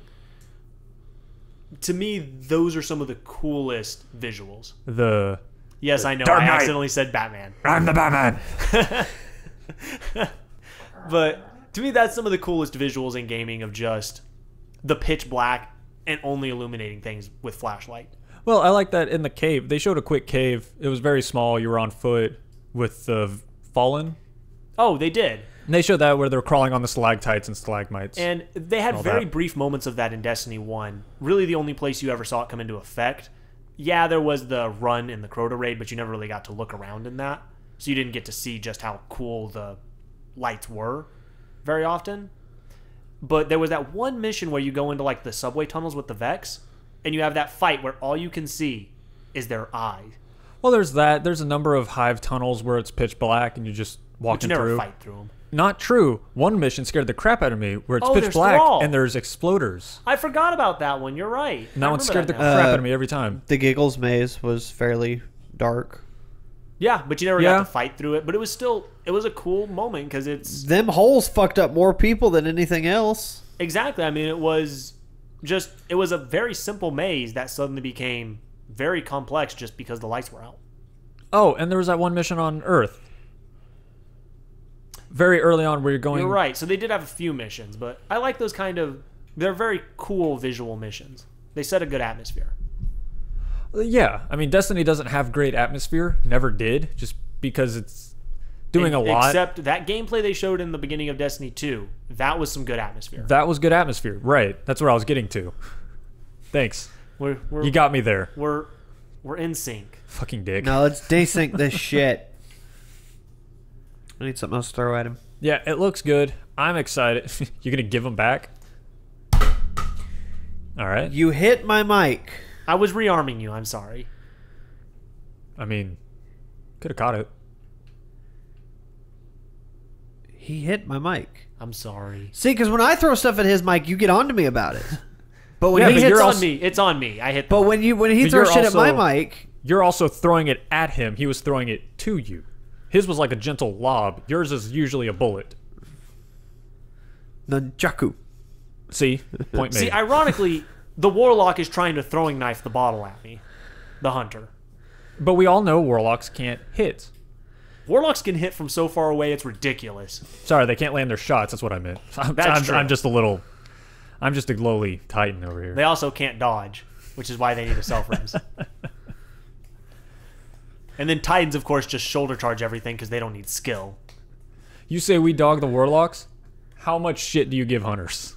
And how much shit do All I the give shit. Titans? You know I hate Yeah, Striker. I with was a just going to passion. bring up the fact that we were running Oryx, and the one time my fucking self-res saved us on Sisters. All the classes Mine are good. and the giant metal stick guy. All the classes are good. I agree with you. They all have their uses. There and is they're at one all point in great. time where each one of the subclasses has saved our ass at But- some point. But the Strikers Titans did it fucking best. sucks, and Warlocks are fucking sissies. But the Titans did it best. How many? So who consistently saves everyone's ass? I'll give you a minute. It's all right. It's the Titans. It's the Titan. That's correct. Hey, who do you turn to for DPS? What was the first super you got to see in Destiny 2? Twice before you saw any other supers. The Warlock sword in use. Nope. You did It not. was the Titan That bubble. It was the Titan It was the bubble. Titan no, bubble. for depending on what part of the conference you're watching, it was Striker. It was the From the beginning? It was the It Striker. was Titan Supers. It was Titan Super, and then it was the Striker, and then it was the bubble. They didn't show a striker. That first little Not at the very preload beginning. The shows, first little what pre- is supposedly the first time Zavala strike. Yeah, when Zavala does his Oh, that's Striker for the right. first time. Which I like In the the little city. detail that it was Cade running away from the Fallen. Destiny 2 is focused on A. This is ad-libs. Come on. Butthole? It's focused on my legend as a hunter. Butthole? Focused on a Titan. Zavala. Also, was we the did get focal a... point. Did y'all notice really quick that we got a glimpse of Shax? Yeah, Oh, early in on when he that, had both horns. No, this is... Well, that at the very beginning. At the very end, we actually saw him in-game. Oh, I Yeah. did not see him. It Yeah, I was saw the him. last little gameplay trailer. It was just him like charging headlong into an enemy during one of their little things. But very clearly, it was Shax just charging into a Minotaur. It looked like. That's awesome. I thought that was. Oh, I know what you're talking. I thought that was just a player armor, but that does look like Shax. You're right. I mean, it was Shax's armor. It could just be a player, but See, it I'm- looked like a cutscene of some kind. I would love to see something where they bring Shax and Zavala back with Saladin, and they all just sit down and say, "We're done being little bitches. We're gonna get along now." Well, I think that's going to be a lot of the story. Is the petty arguments are kind of having to go away. I mean, Nah. I think you'll still see the conflict, but I mean, we're getting a DLC with Osiris. If Osiris is showing up and you're going to be working with him, well, you could be working against him. Yeah, I mean, you don't know the story. That's why I say That's true. We DLC. don't know. We're too far out for that. I ain't thinking about that shit. I'm gonna beat the game first, and then I'll start worrying about that. We got achievements to get before DLC comes out. Got That's 100% true. it. I did want to point out just one quick question. So they showed off a couple of the Vex areas. Is it just me, or did that one Vex like triangular area? It looked very reminiscent of Vault of Glass. It did, but that could also just be a common It Vex could be design. a common Vex design. It also reminded me very heavily of a Warmind chamber, like what we got to see when we went into Siva or the other Yeah. chambers we've gone into. Very similar, yeah. I wonder if, kind of going back to that Vex taking over everything, I wonder if they were going to get to see like a Vex Warmind. I wouldn't be surprised. It'd be cool. Yeah. Of course, all this pales in comparison to Show Me Alhamkara. I just want to see space dragons. I want to see them from Titan. I want to be standing out on a bridge over giant methane oceans. I could see and that. Look up and see a dragon just flying across the sky. I thought they were all extinct. Supposedly. In the Grimmer cards, they hint that they survived on Pluto. They're also supposedly these all-powerful beings That can see the future. that can see the future. It's like, well, how'd you die? Like, well, we didn't. Well, Because we can see the future. That's my I mean, we don't know running the thing. definition of see the future. There's a million ways you could have it. I mean, it could be like Men in Black, where it's just they see possible futures. I like to imagine it's That's So Raven. They just kind of zone out for a minute. Just like that. Does like the little like zoom in music. And then eventually, in later seasons, they find a whole group of psychics in their high school. Because apparently their high school was some sort of like psychic training ground. Got weird. Did it, I that's how I a imagine. couple episodes. That's how I imagine the Amakara. Sure. Big black women? Well, actually, you know what? If we go out to Yes. Titan, we might get to see more of Titans? Yeah. no. They named a moon Zer's after race. us. Yeah. Dick They face? live out around. They live out on the moons of Dick nose? Jupiter, don't they?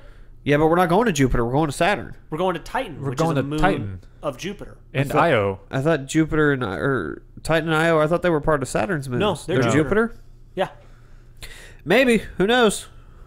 And Nessus. You know, I tried to do a Google search of Nessus. Turns out that's more common as a software than it is as a planet. Well, it's a moon, and not many people know. I don't think it's a moon. I think it's a planetoid. Interesting. Planetoid orbiting another planet? No, I think it's just essentially a giant. It's not big enough to be a planet. It's not orbiting another It's a Pluto class thing. It's planet essentially like Pluto, just hanging out. hanging out. Huh. I Interesting. think. I don't know shit. I'm just that's all I could find was information about the Nessus software. So what little I could find Maybe made it's me think that. Maybe it's not an actual planet, but it's kind of just been something renamed because the Vex took it over. No, it definitely is. Oh, It's okay. just something that no one gives a shit about, I guess. I don't know. Fair enough. There is that weird clip that they showed where they blow up a sun or a planet. Yeah. I'm guessing that's going to be Well- either a foreshadowing vision, or perhaps that's going to be an explanation of just like, here's how much of a badass Gorn is. He blew up another galaxy. It could be something like that. They did mention that we're going to go Solar into system? Red Legion's territory, That's which true. hints at That's what possibly you're- going somewhere you know else. What? That's probably what you're referencing when you say we go to Cabal Planet. Is they specifically said you're going to go into the Red Legion territory. Or Yeah. the space dragons show you what could happen to Earth. Or the space dragons show Could. you what could happen. Yeah, I mean, that's Boom! There's your space dragons, guys. There's your Like power. I said, it looked like it was either a vision or... I got a feeling it's going to be something of we're going into Red Legion territory, we fuck blow it. I want it to be our sun. blow up our sun. Yeah, maybe that's why Osiris gets involved. We blew up his Mercury. You Osiris just You shows threw off up. my groove. Yeah, that's what I was thinking. Osiris just shows up in town. You threw off my groove. and one of his disciples shows up. I'm sorry, you threw off Osiris's groove. Kicks us out of the tower. Sorry. And I want the explanation to be there was just too much sodium on your planet. And that is what we're ending with. Because this is probably going to be a 2-hour long episode. Yeah. Fun. We like Destiny.